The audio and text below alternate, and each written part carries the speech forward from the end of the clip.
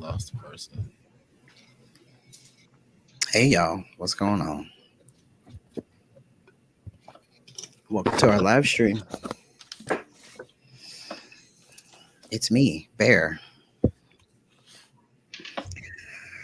So, once again, we are here to have a conversation about something that's important to a variety of different people from the perspective of the black trans masculine person. So, BTM Ohio, Black Trans Men of Ohio, presents the Men of Morpheus live stream. We are a collection of Black trans masculine people who seek to increase the visibility and equity of the Black trans masculine individual. As I mentioned, with this forum, we're going to do it through conversation. So today we're going to talk about dating and relationships. But before we get started, let's do some introductions so everybody knows who everybody is. You already know me. I'm Bear. My pronouns are he, they. Um, and let's go with what age was your first relationship, however you define relationship. So if you want to include the ones from elementary school, you can do that. I'm going to say my first relationship was when I was 21. Who wants to go next?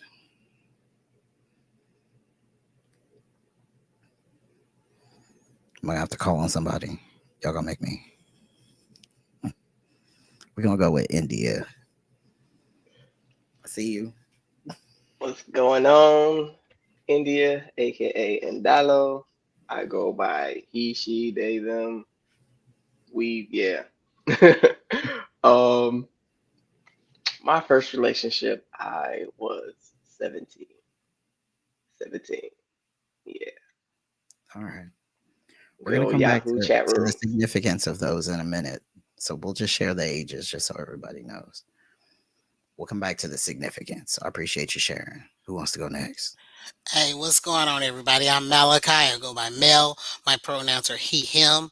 My first, I think, significant relationship or real relationship was when I was 21 as well. Nice.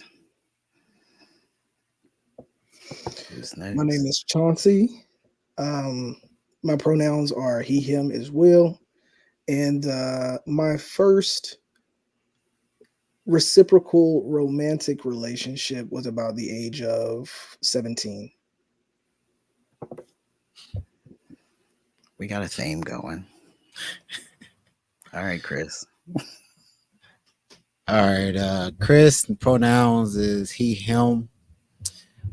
First relationship. The first one that I claim, I'll say high school, and whatever age you are, as a junior in high school was when I'll say my first relationship. So we'll go with that. That's 17. It's 17. 17. Okay, we'll go 17. That's the thing. So we got a theme. 17 and 21 seems to be the ages that we experienced our first significant, for however we define that, relationship. Let's look at the definition from some formal perspectives. I don't have the specific websites to quote from, but here we go. Relationship defined as the way in which two or more concepts, objects, or people are connected, or the state of being connected. And let's just go over dating real quick so we can get the formal definitions out the way. People seeing each other socially due to romantic interest. Also, a period of time when you're learning about another person. So I think those definitions, they, for the most part, you get the concept of what a relationship is. You get the concept of what dating is. We experience them every single day in our everyday goings ons. And we'll talk about our lived experience and how we define relationships. So that could be friendships, romantic relationships, however you define that, whether you believe in monogamy, polygamy, polyamory. What's the other ones? It whatever kind of type of relationship you want your relationship to look like. We're going to talk about our perspectives and our lived experience. So, who wants to go first? I feel like Mel wants to go first.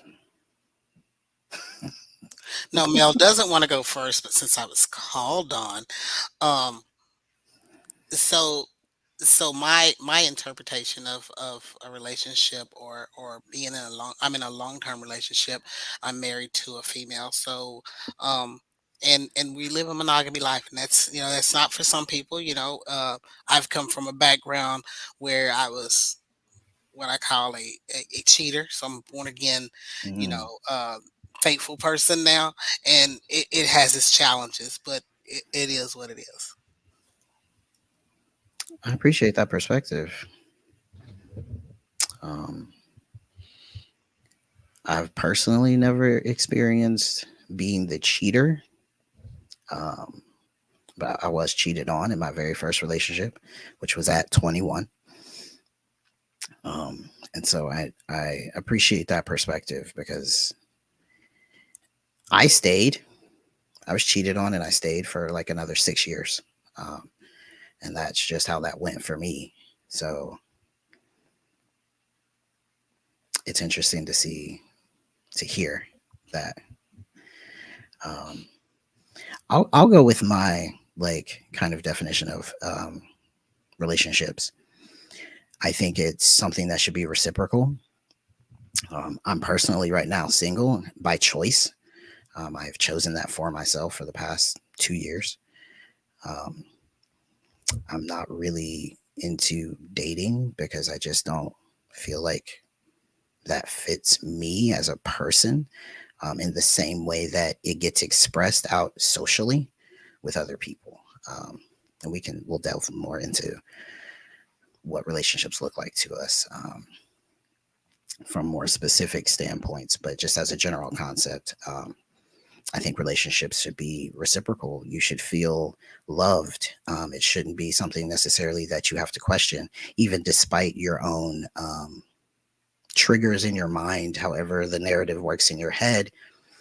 If you're experiencing those triggers on a regular basis with somebody, regardless of if they say they care about you or not, sometimes you have to take your separation from them.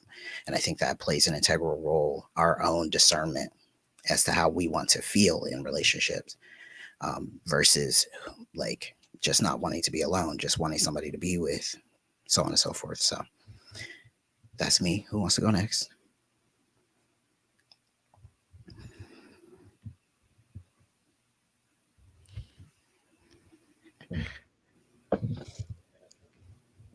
Relationships, the definition of relationships, as you pointed out previously, um, there's a dictionary version, right? There's like an actual definition of a relationship. Um, my thought process, um, or my adaptation to relationships is that it is a living thing. Um, and by living thing, it means that it should be nurtured, it should be generative, it should be fed. Um, all of these things are different perspectives than what I thought a relationship was in my young 17-year-old self, right? So relationship gets redefined for me. I even thought it was a little bit difficult for me to answer the original question, because when you say what was the age of your first relationship, my first relationship was in the womb with my mother. You know what I'm saying? So when we talk about that, um, but that is why I also added specific keywords to my answer. My first romantic reciprocal relationship. So I had like many crushes. There was many times that I was in relationships with people in my head, Hmm. that were not in relationships with me. Um, but also, I think that my 17-year-old self in that relationship, really started to learn about the accountability of relationship and the relating part of relationship.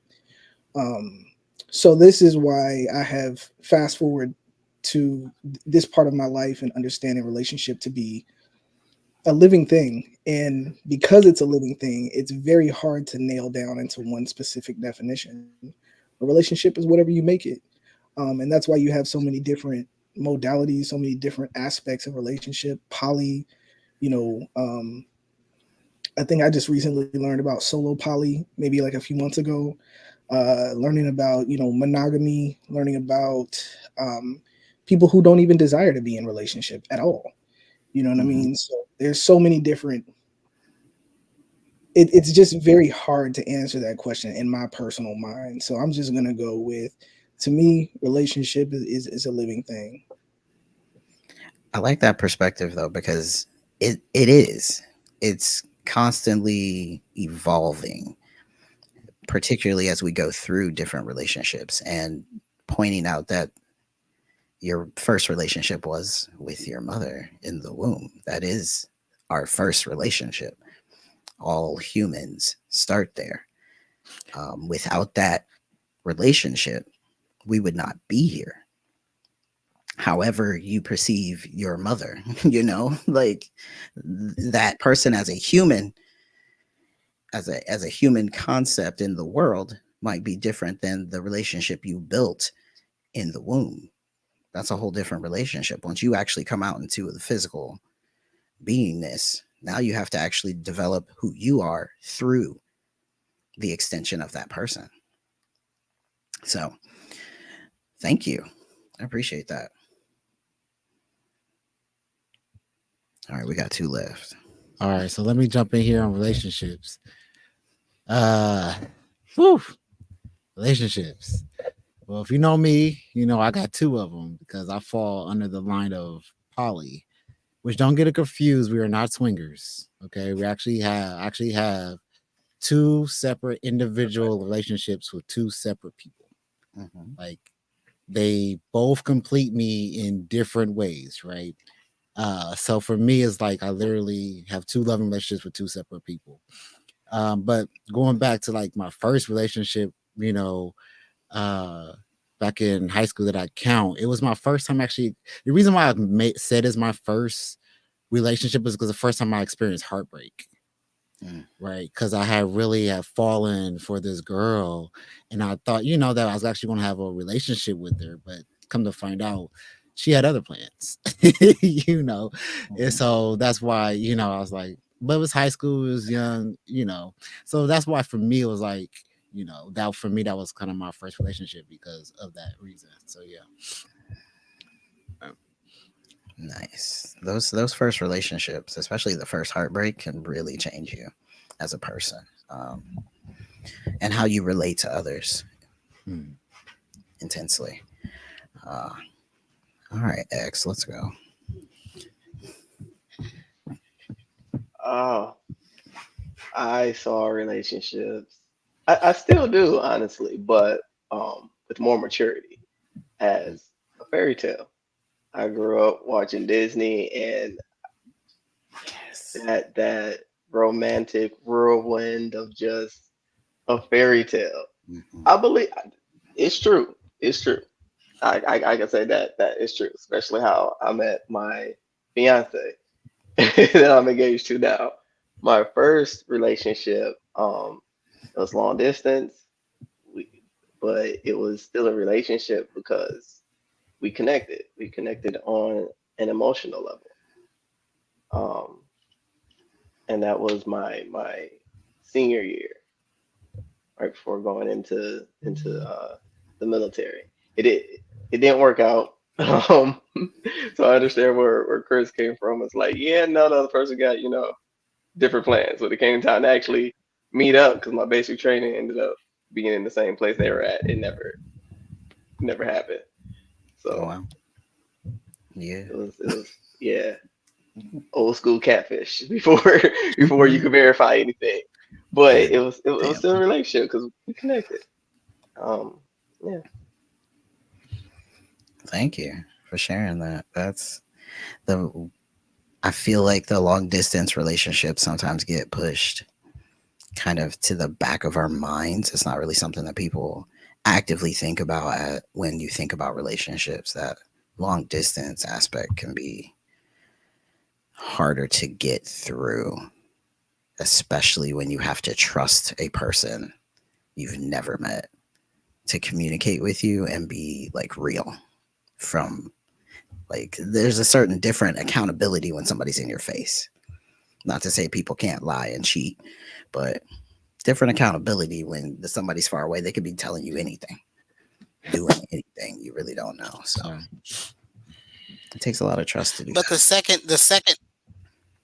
second part to that is when those long distance relationships, you have time to get to know someone without sex blinding that. You know what I'm saying? So you can get to know them on a deeper level than just the physical. Absolutely. I agree with that. It's part of the reason I'm not dating right now is because it involves sex for most people. That's what they think about when they're like, "Oh, I'm dating this person. Have y'all had sex yet?" Like that's one of the questions people be asking, and like that's not what I'm interested. That's not what I'm here for, me personally. So it's off the table for me. I'm not. We got to be getting married. I'm officially at that stage in my life. Like if we're not getting married, you're not touching me. I don't trust you until we're tethered for life. Because once we're tethered for life, it's over. I'm not doing that again. This is it.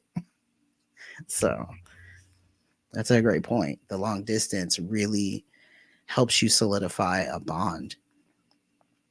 If you're really, if you have two people who are genuinely invested. That was me. All right. So let's talk about what our relationships look like. We can start with, for those who haven't shared about that first first initial relationship, whichever one you gave the age for, how did that relationship change you? I'll go first because I see a lot of thinking faces. So, um, I feel like one of the things I've been afforded to do in my life is really sit in my awareness of self. Um, and part of that is reviewing relationships and the relationships I've been in. My first relationship was my longest, and that was what, almost 10 years. We were like a couple of months short of 10 years. And that was the person who cheated on me year 3, and I stayed for 6 more years. From the perspective that I have now, I know that that relationship helped me understand what interacting with humans is about. And I say that in that way because as a person, knowing me now, I am definitely on the spectrum, um, because I watched people, and I that's how I learned to interact with other people, is by watching other people do it and then emulating it as best as I could. And it never came off right because I wasn't good at it. So that first relationship, I was allowed the space to interact with a person from a very authentic air like space within myself that I had never really accessed, and have this person respond in a way that, like, I'm used to interacting with my family, you know? I didn't really have a lot of friends. So the friends I did have, I was used to interacting with them in a very small way. Having this very intimate relationship and having it develop and be that long lasting, I learned so much about what I wanted and didn't want long term in a relationship. I learned how much I was willing to commit myself to a relationship, to another person, even without the long term desire or passion, because that kind of faded for me. That wasn't really a thing that was there to begin with, if I'm being honest, because I was following what other people did in the world. I was just in a relationship because that's what people were doing. This is what I observed. This is what we're supposed to do. Let me go do it. This person asked me out. Let me go be in this relationship with this person. Like I just snowballed into a relationship. It was never something I consciously thought, oh, I want to be with this person. And having that perspective and understanding myself in this way now helps me consciously choose who I want to be with instead of just being with whoever shows up, if that contrast makes sense. Um, So that's how my first relationship like really helped change who I am and how I perceive myself now. Anyone else want to share?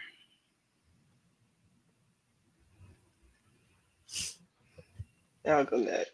Um, my first relationship, honestly, nothing really changed. It was uh my very last relationship before the one I was in now that had the biggest effect on me. My first relationship was okay. Well, no, it changed a bit. I was able to come out and say, "Hey, I like girls." Yeah, That was that significant part in that. Um, but as far as figuring out what it is that I wanted in a relationship in a person, what I learned more about me, it was um my last marriage. In high school, I really wasn't into dating. Like I seen what all my friends are going through and stuff, and it was like I don't want the problems. Like I'm just trying to trick or treat.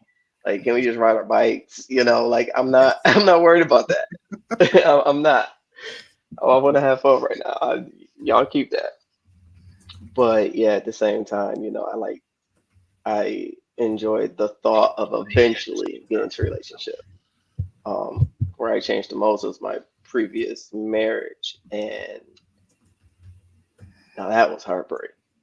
That was heartbreak. Like you think something is heartbreak beforehand until you actually get your heartbreak. And it's like, oh, damn, yeah, that was nothing. Um, but that's where I grew the most because I was able to learn what it is that I really didn't want, and it allowed me to challenge me as far as not trying to people please yeah, big time and losing myself within somebody else and focusing more on somebody else and pushing all of my stuff to the side. that was a big one for me too. Because that Yeah. first relationship, you're like, for me, because I didn't have a solid sense of myself, it was real easy for me to just be like, okay, I'm with this person, so I do what they do. Mhm. Like, this is who I am now. These parts of myself that I didn't understand, I'm gonna fill them with however this person responds to it. You know, and you Mhm. do lose yourself in that space. Yeah. Oh yeah. Learn that the hard way. Mm, yeah. I think losing yourself sometimes comes far earlier. Our last conversation was around the authentic self, right? Like authenticity, and I think that especially in a lot of different situations, I think generally as Black people, um, as trans people, as transmasculine people who are often invisible in a lot of situations, I think that oftentimes the people pleasing in us is so prevalent for especially earlier years in your life before you begin to settle into who you are as a person. And I'm not just talking about transness, but like there's a level of when you're dealing with this, if you were young, I was born in the 80s, raised in the 80ish 90s era, you know what I'm saying? And we know that, we remember the terms like bull daggers and the Bible Belt. Like we remember all of the things that we had to go through with that. So I think there was a level of survival that we lived in. So I bring that up to say that I think the people pleasing comes from a survival tactic where you don't get an opportunity to know yourself because you're literally just trying to survive. And then when you finally, for me, it came when I left my mama's house. You know what I'm saying? I started to settle, like slowly but surely begin to settle into who I was. But I realized that I didn't have an opportunity to experience life in the same way that other people did because I was just trying to make sure I didn't mess anything up. You know what I'm saying? Make sure that I just survived. I lived a lot of my youth in a very detached state. I remember things, but I don't remember the emotional connection to them because I remember them and I remember how I should have felt, but I don't remember the feeling because I didn't get an opportunity to really feel it because I wasn't in myself. So then fast forward into your adulthood when we're talking about relationships and you're talking about having a solid sense of yourself. Well, you're low key like a late blossomer because now it's like I'm doing things, I'm learning things about myself that I should have been learning at 12 and 13. You know what I'm Yeah. saying? And now I'm just now learning these things, which, and I'll be very transparent, that's something that has affected my very much most recent adult relationships because now I'm realizing that I'm moving in this world in my identity that I need space to feel that out without the uh, without the permission or without the influence of someone else. And I'm the type of person when in relationship, I want to make sure that my partner or partners are happy. You know what I'm saying? So I give a lot to that. And I just came to a place where I realized that I didn't have the balance to be able to figure me out and do that at the same time. So, I mean, for all intents and purposes, I just stopped really people pleasing. In some ways, probably in my mid 30s. You know, I'm 40 now, so Yeah. like you feel late to the party, but there's such an amazing view from where you stand. You know what I'm saying? Like there is a very unique and authentic view. And there's some things that you know that other people don't know because other people might have had the luxury of skipping over things when you Hmm. actually had to go through every single step because we etched this out, you know what I'm saying, from bottom to top because nobody did this for us. Like we had to go back and do the work. You know what I Yeah. mean? Um, so yeah, I just wanted to jump in on that people pleasing part because I don't think that's just an innate thing. I think it's kind of just a situation. It's really the people pleasing comes from trying to survive, just trying to survive. Mhm. Honestly, Absolutely.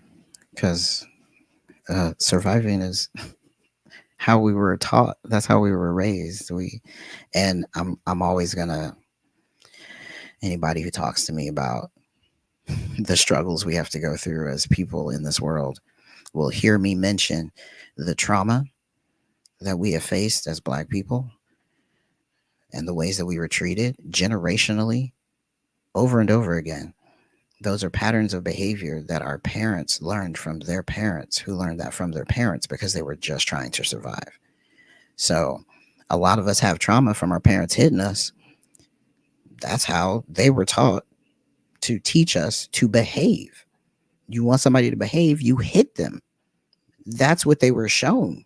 And it worked for a long ass time. Unfortunately, that's the lesson that came from that.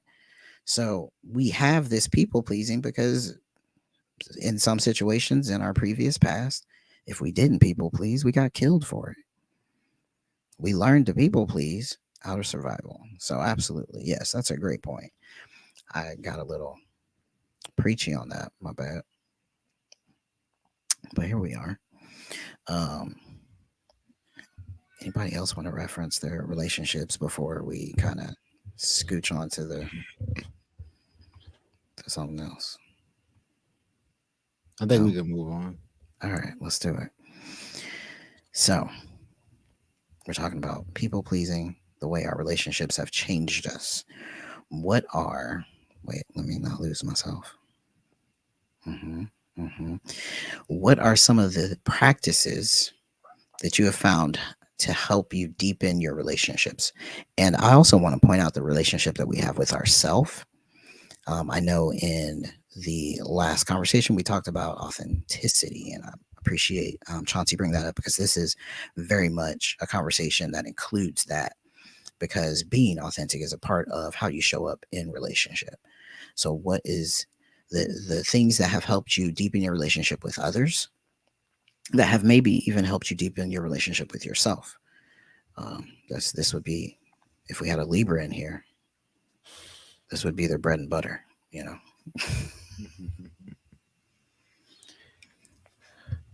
I So want let's to. Let Go. me. I can go ahead and jump in on this first. Be the first one to speak on this one. I will say what has that found helped me is actually working on communicating. Right, finding my learning more about myself, like accepting who I am. It's one, right, Yes. and then realizing what my strength and what my weaknesses are. Right, I know one of my weaknesses is being able to communicate. When I say communicate, I mean like communicate my feelings, because I know as me as a cat, a corn, us in feelings don't get along very well, right? We don't know how to express those very well, but I know that is my weakness, right? So that's something that I've been working on bettering, right? Especially being in especially being in a relationship, that type of relationships that require more communication and Yes. being more upfront and talking about what's going on, so there's no confusion. Everybody's getting the reassurance. Nobody thinks I stopped loving them because I just so happened to talk to them that day. Just making sure to continue that type of deal is something that I've found help me better in my relationships, not just with my partners, but with myself as well, right? Because that gives me the opportunity to sit back and think, like, really, how do I feel about this? Hmm. Right? What is my feelings, my emotions? So it's more that relationship with myself has grown more since within the last year than I think within any relationship I've had. Mind you, my current marriage, we're going to be at 15 years together next year, right? So she's been the person I've been with for the longest. And even then, I could see the growth and the changes, not just by me learning that in myself. I noticed that within our marriage, within our relationship, I've seen that change after being together for so long. Right. So that I will say for me, that's what kind of that practice of like practicing communication and, doing what I can has actually helped in my relationships. And communication is really important. Like people talk about that all the time. You need communication in your relationships. You need the communication, but you also need it with yourself because that's a space where you could absolutely people please and get yourself in trouble, particularly being poly. You can't people please everyone because Yeah. you gonna get trapped. You're Somebody gonna gonna get get in left trouble. behind. Right. Yeah. So Yeah. communication is so important. That's yeah. I will I will say for me, you know, I think learning to love myself and start learning to please myself other rather than trying to please everybody else around me. Like for years I've always, did what was supposed to be, followed the what's supposed to be happening, right? Hmm. And always stayed in the little box of how everyone wanted me to live, right? But then when I started living and started pleasing me, then I feel my relationship got better. I feel like um I owe it to me. I owe myself that free time. I owe myself that Yeah. pampering time. I owe myself, so and I understand how Chauncey and Bear, when you both say, you're single by choice and you're learning to you're dealing with yourself. You're dating yourself. You know, Hmm. and you have to do that. I didn't know how to do that for years. And when you start doing that doing things for yourself, then it opens the door. I've always been told that you have to learn to love yourself before anybody else can love you. Mhm. Yeah. And that's something I've seen challenged by people because they say like if I'm supposed to wait till I love myself, then no one's ever going to love me. And there's a part of that that I think people are missing in the translation. It's you don't have to fully be fully in love with yourself and think you're the most amazing thing in the world, but you got to have some love for yourself because the love you attract to yourself is going to be a reflection of that. So when you are attracting people who don't feel you don't feel the love, there's a part of that that's coming from within you that's saying, I don't really deserve to feel the love. You got to know that you deserve to feel the love. And there's something in that thought process, whether you believe yourself to love yourself or not, there's something in that thought process that says, I love myself because I know I deserve it. I think even in my past cheating life, right? I was so busy cheating, looking for love, right? And the love that I was actually looking for was the love within myself. And so once I was able to find that, I think it made me a better person. Absolutely. I think we tossed this word love around, and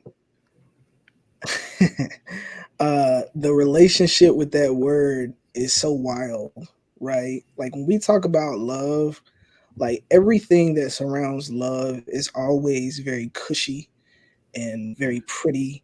Like when we're talking, like if we're talking about generally the idea of the way that love is supposed to be, right?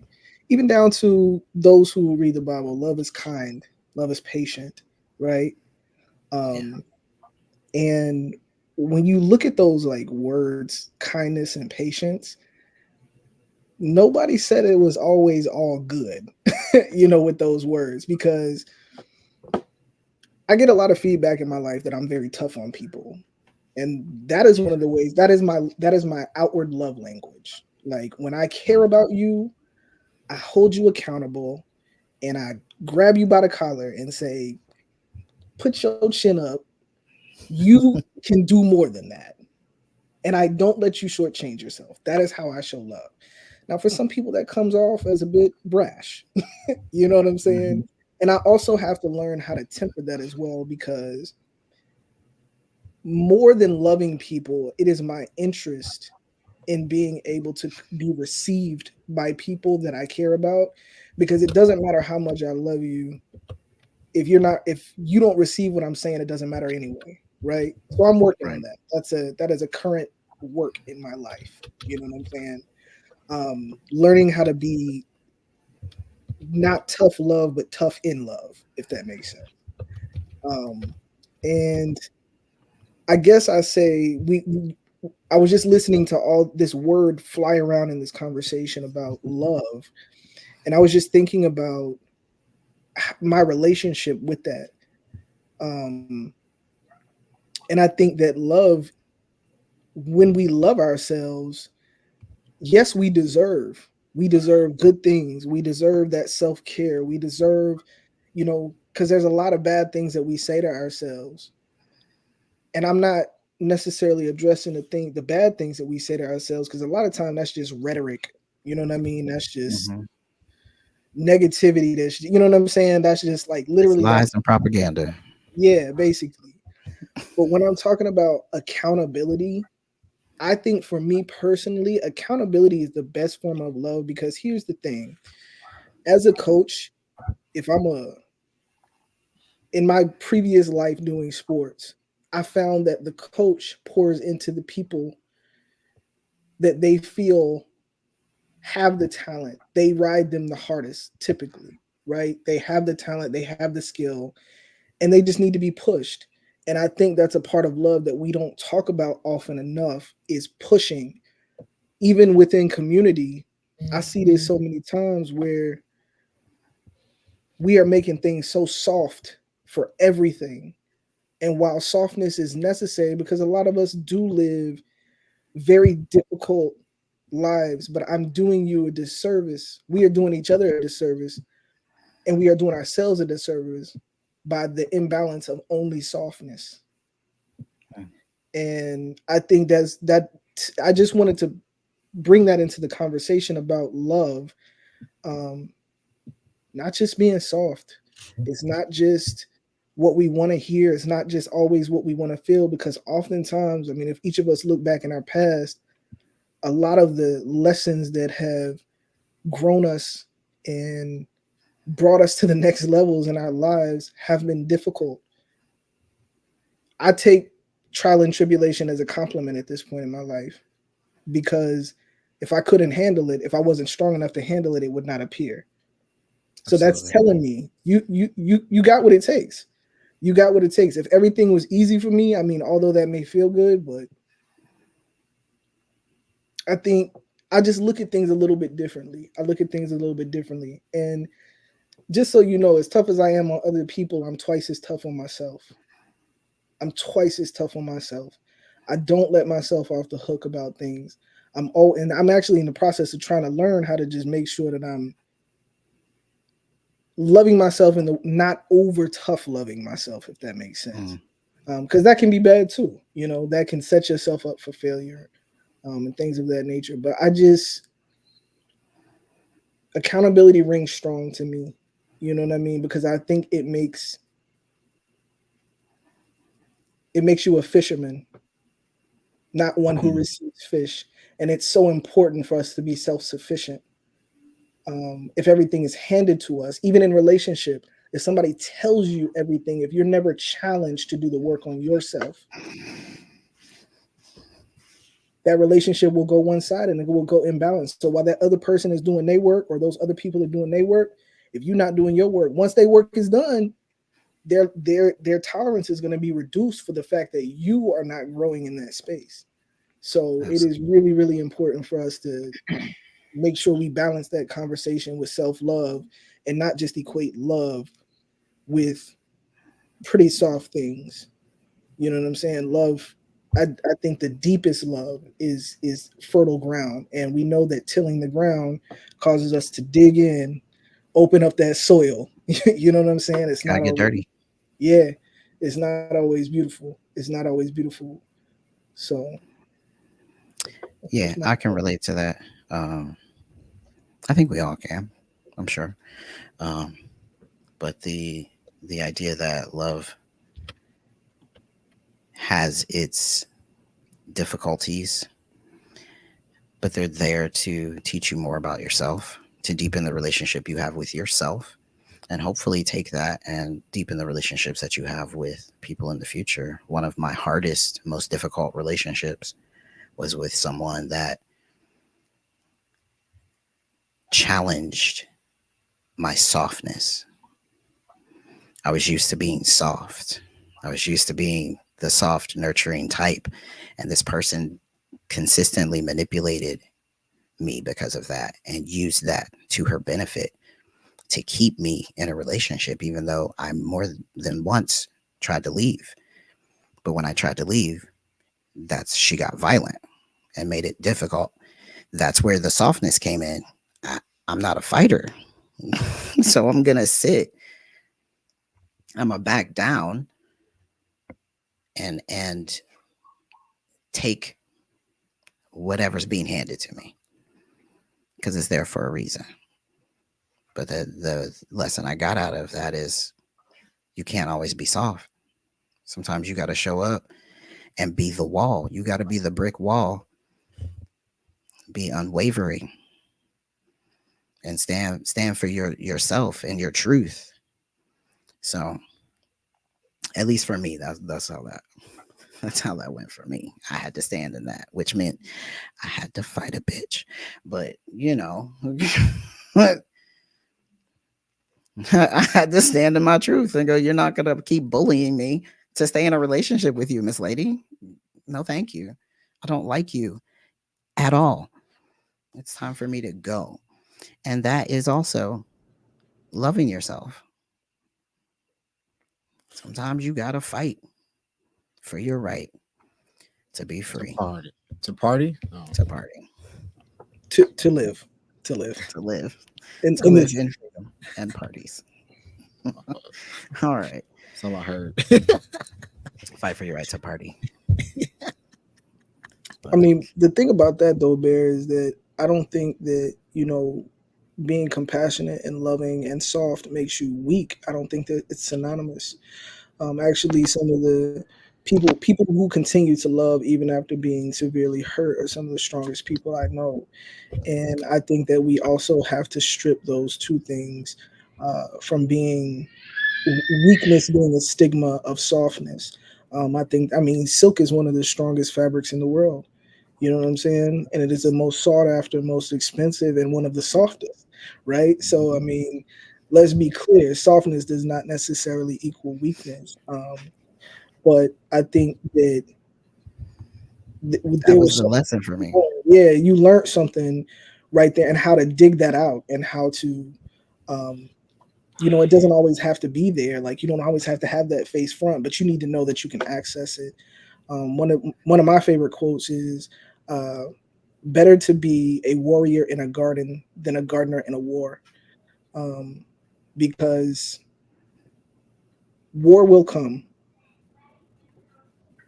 and if you don't know how to access it, then you won't survive, Yeah, especially internally. especially. Ooh, all right. So we're gonna hit our conclusion space. Um, I appreciate everybody for sharing and showing up with this can be a very intimate topic. So I appreciate all of us showing up in that space, ready to share. Um, Relationships are important to how we see ourselves and each other. It affects many parts of our lived experience and further developing standards and boundaries around how we want to be loved by others. It keeps us authentic in how we show up in those relationships, as I mentioned earlier. And also, it's not our load to carry if we don't fit into the standards others have set for themselves. Knowing when to exit a relationship is just as important as knowing when to enter one. So, any last thoughts, comments, concerns? We got I would definitely add that boundaries, boundaries. boundaries, just like you said in the conclusion. Yeah, boundaries, knowing your own boundaries. It was a post on Facebook actually that's coming up that I seen and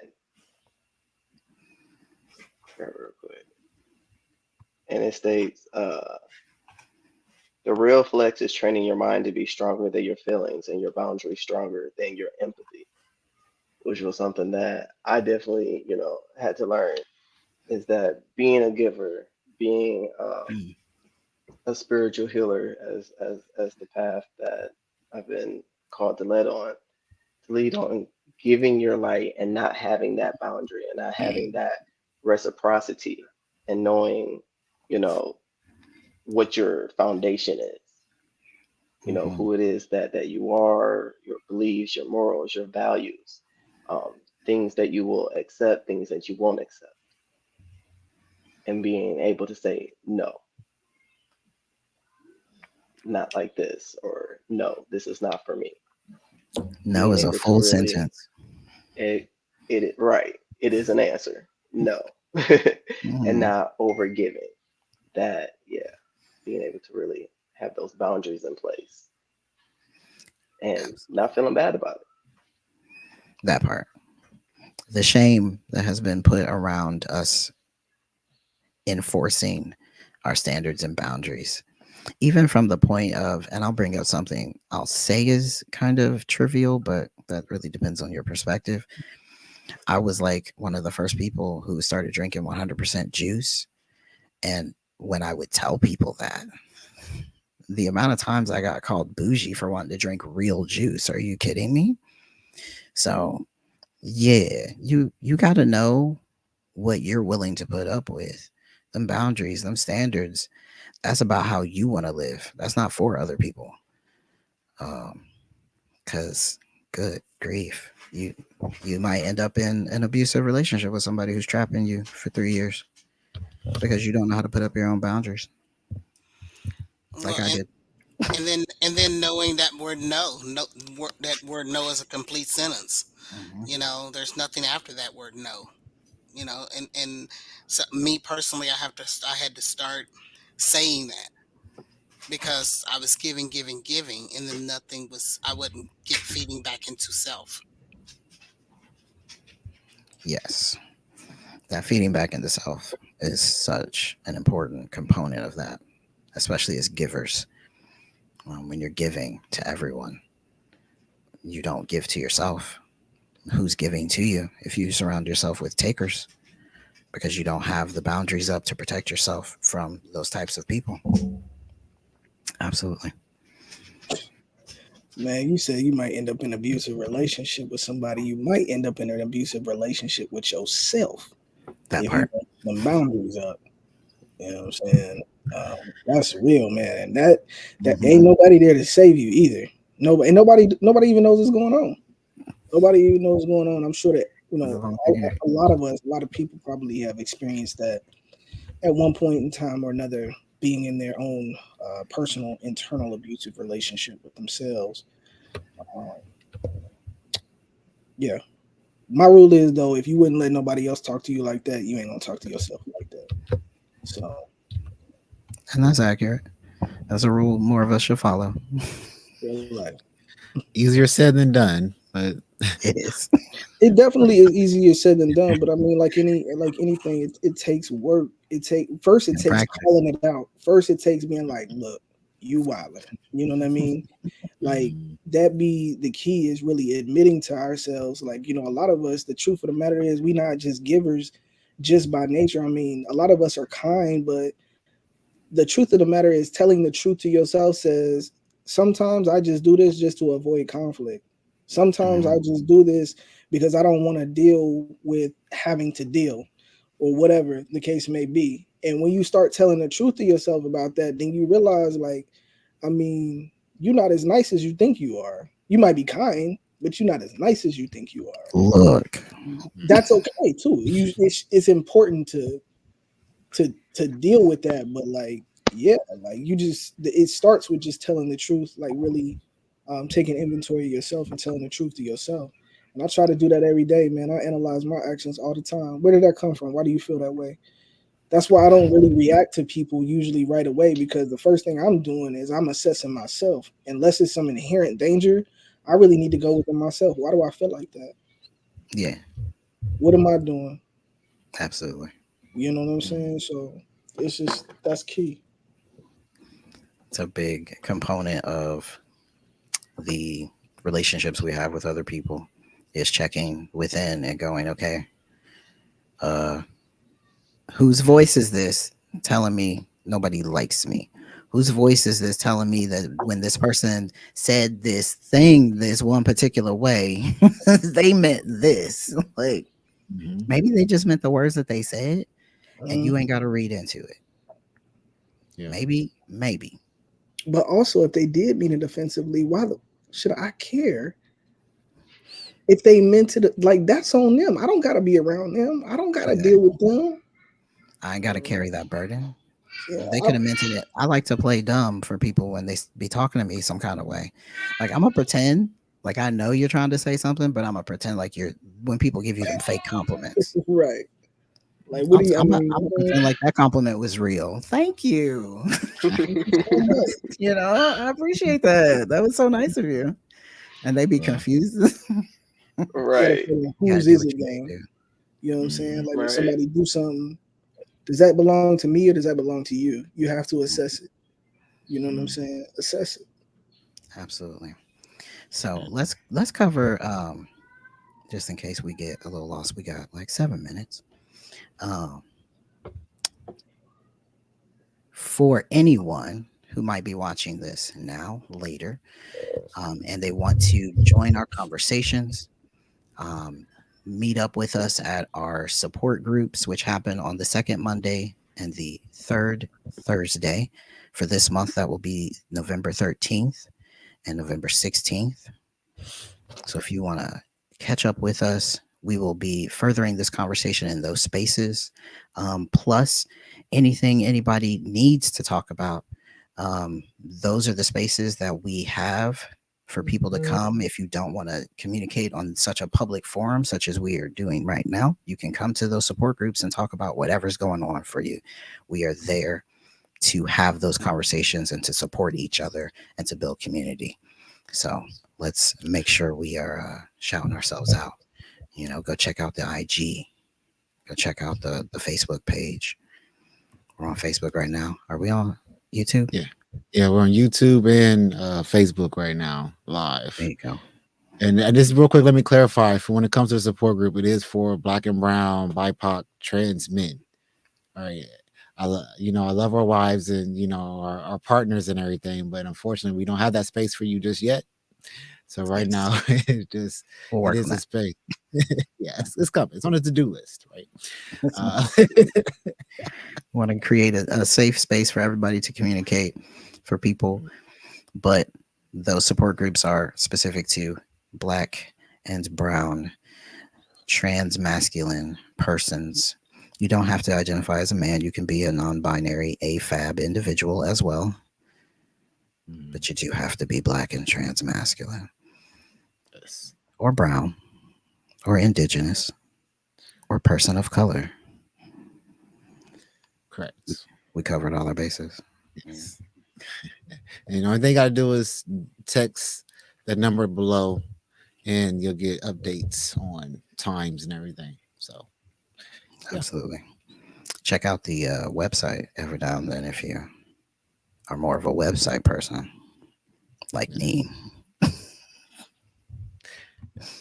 Because on our website we have our resources like hair clippers, emergency HRT.